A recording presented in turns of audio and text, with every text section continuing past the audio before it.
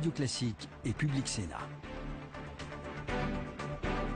L'un des lieutenants de François Fillon, Jérôme Chartier, est en direct avec nous. Bonjour Perrine. Bonjour Guillaume. Bonjour Jérôme Chartier, on est ravis de vous accueillir avec Perrine. Alors, il y a un petit problème, puisque nous sommes des facétieux tous les deux le matin et qu'on veut quand même dans cette situation vous mettre de bonne humeur, c'est que finalement cette commission Juppé va tout recompter. Mais Gélard, le président de la fameuse COCE, disait lui-même de toute façon, en l'état actuel de ce que j'ai reçu, il est absolument impossible de pouvoir décerner en gros un vainqueur. Tellement il y a de fédérations où les résultats sont approximatifs. Donc comment peut-on recompter un listing et des votes qui, semble-t-il, d'après le président de la précédente commission, sont, c'est le moins qu'on puisse dire, approximatifs. Mais les résultats sont pas du tout approximatifs. Ils sont très précis, fédération par fédération et bureau de vote par bureau de vote.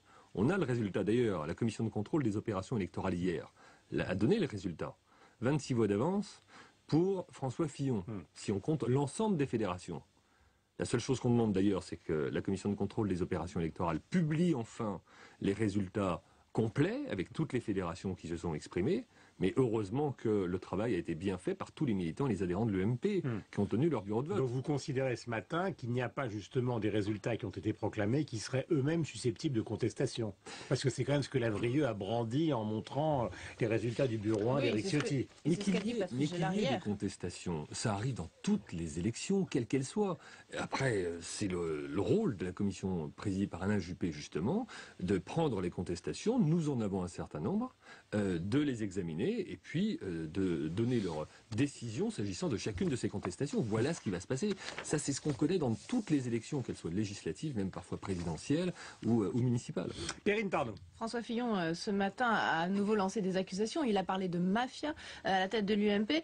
Comment vous pouvez espérer maintenant que la fièvre retombe, même avec la médiation d'Alain Juppé? Alors, ce qu'a voulu dire ce matin François Fillon, en parlant de mafia, c'est quand même un terme très fort. Oui, c'est vrai, mais il a voulu dire, d'abord, il faut quand même observer ce qui s'est passé ces derniers jours. On a eu le sentiment qu'on allait tout simplement voler aux adhérents et aux militants de l'UMP le résultat de l'élection à la présidence de l'UMP. Rien de moins.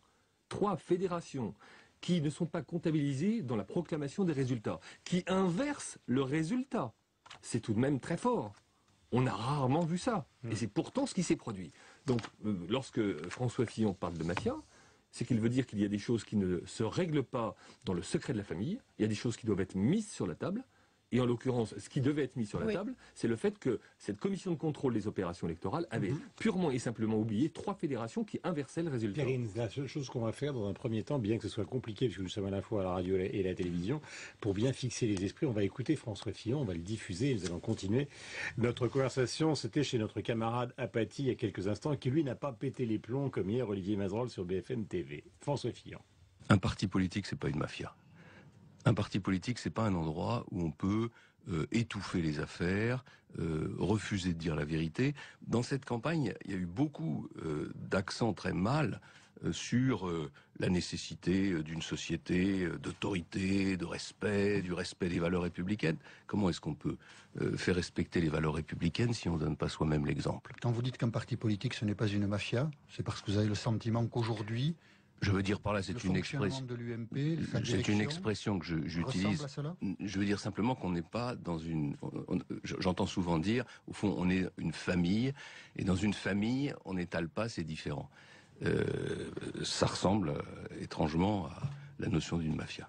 Voilà, ce sont quand même des propos très durs, parce que Perrine a raison. Dans une mafia, il y a un chef, et le chef de la mafia, c'est Copé, en fait. Où c'est Nicolas Sarkozy, dans l'esprit de François Fillon?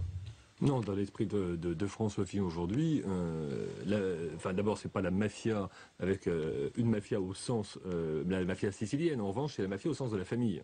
C'est-à-dire des choses qui doivent se régler en famille et dans le secret de la famille. C'est ça qu'il a voulu dire. Enfin, la mafia, qu'elle soit sicilienne ou pas, c'est la mafia. Mais ça n'évoque pas le Collège de France, la mafia. Ça n'évoque pas le Collège de France, mais je ne sais pas d'abord si le Collège de France c'est une famille.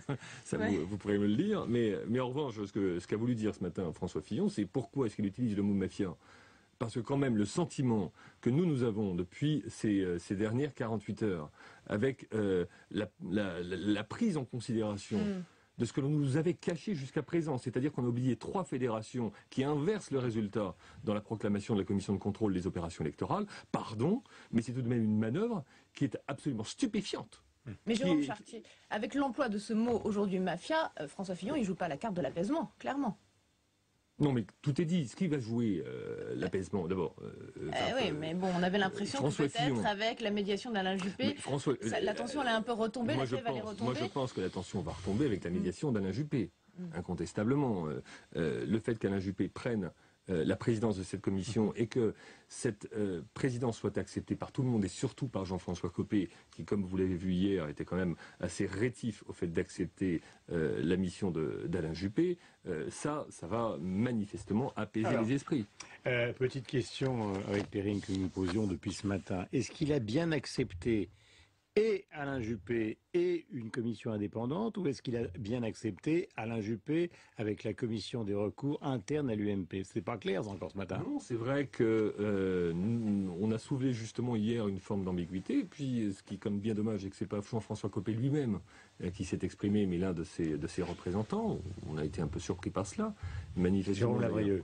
Et manifestement, d'ailleurs, son représentant s'est exprimé sous le coup de beaucoup d'émotions et a dit des choses qui, d'abord, nous a semblé inconvenantes et puis surtout il a parlé de fraude, notamment dans les bureaux de Nice et de Nouvelle-Calédonie. Diffamatoire à l'égard notamment d'Éric Ciotti. Qui va porter plainte en justice. Et à l'égard de toute la Fédération des Alpes-Maritimes.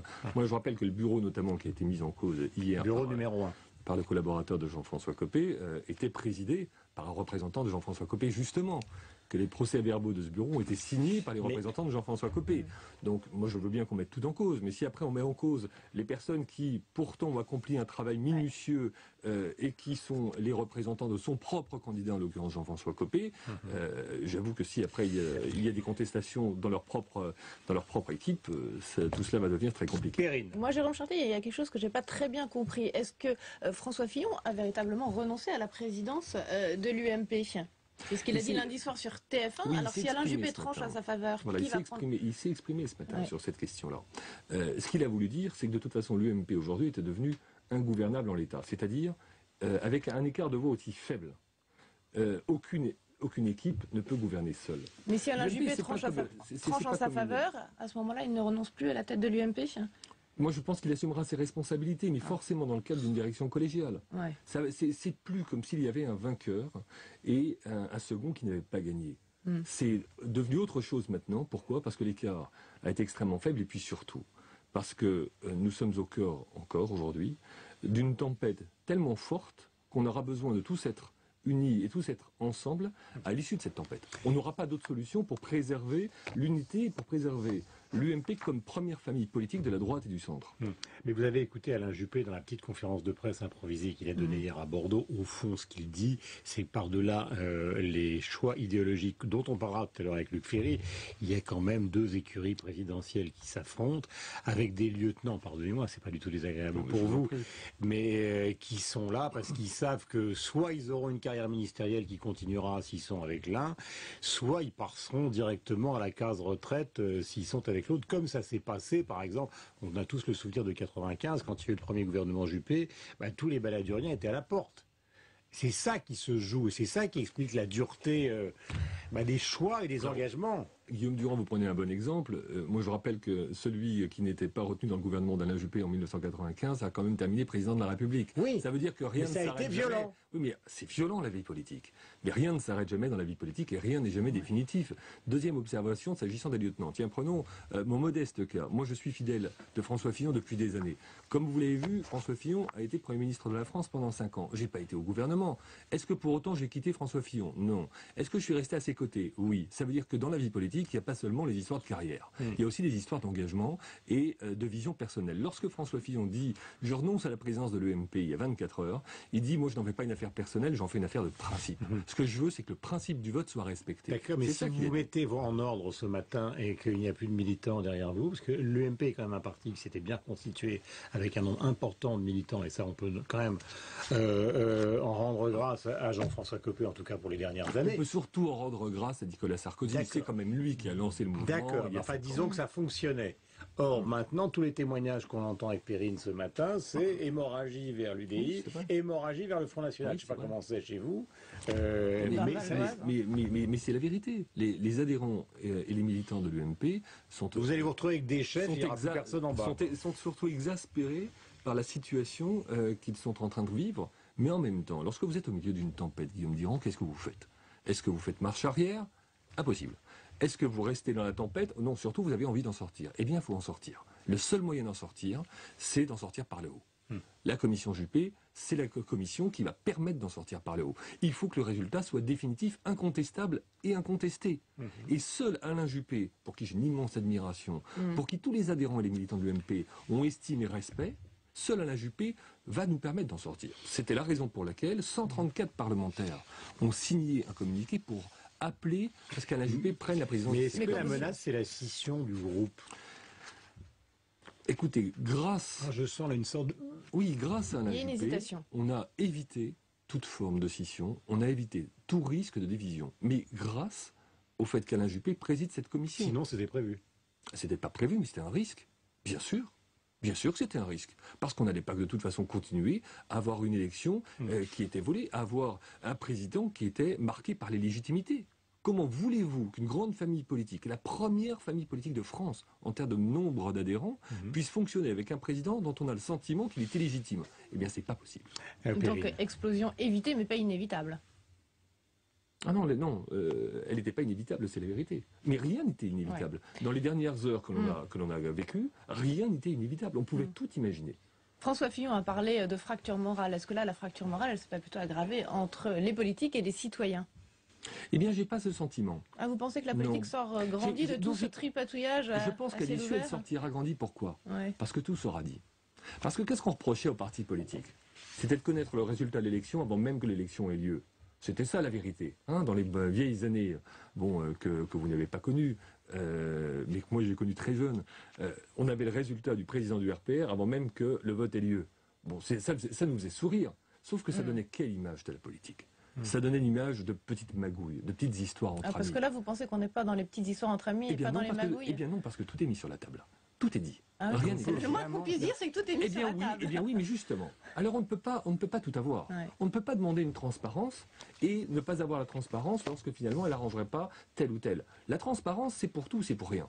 On veut la transparence, moi c'est très bien. J'aime bien ça. Alors par conséquent, on met tout sur la table. Et en l'occurrence, on met, c'est vrai, le résultat de l'élection, on met le déroulement de l'élection. Tiens, j'allais plus loin.